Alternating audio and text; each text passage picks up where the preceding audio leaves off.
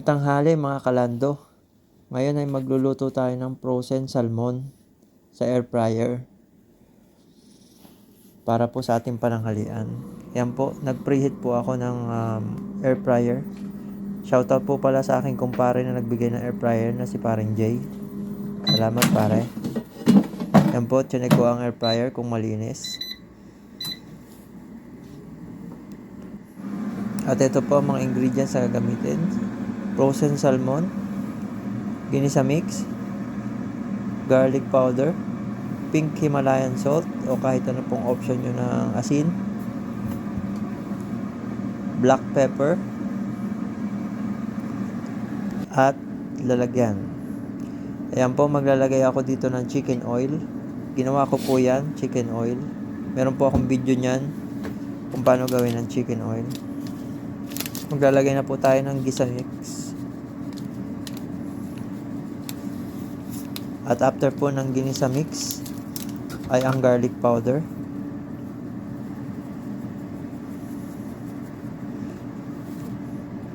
After po ng garlic powder, pink Himalayan salt. Hindi po pala nakakaalam, ang pink Himalayan salt ay isang uri ng salt na healthy. At ang black pepper. Yan po. Hiluin lang po natin yan. Sa punta ito, binilisan ko na po ang video para po hindi magsayang ng oras. At yan po, ibabrush lang po natin yan sa salmon. Kabilaan po. Babalik na rin lang po natin yan. Kung wala po kayong brush, pwede naman pong kamay. Irarab lang po natin ng maigi. At yan po, tapos na po, ilalagay na po natin sa air fryer. Kung makikita nyo po ay matigas po siya dahil frozen nga po siya.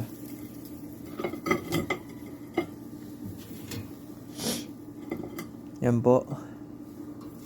Ayusin lang po natin maigi sa air fryer na wag po siyang mag-overlapping.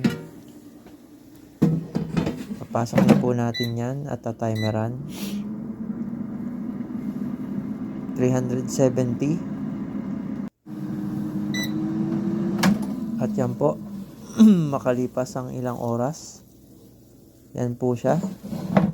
After 7 minutes lang po, papasok uli natin po yan at timer natin ng 15 minutes. Pero hindi ko po ubusin yan dahil nag 7 minutes na po tayo.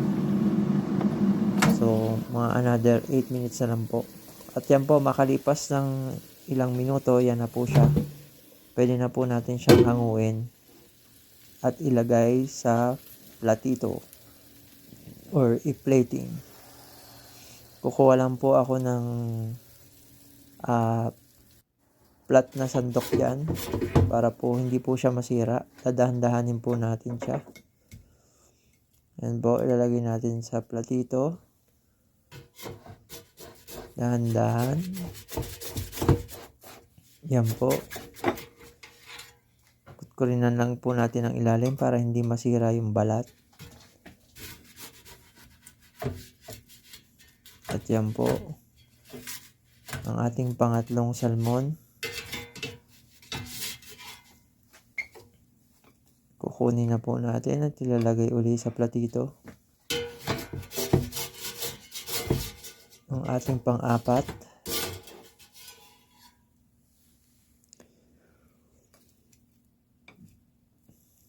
At yun po. Yan po ang ating pink salmon frozen option.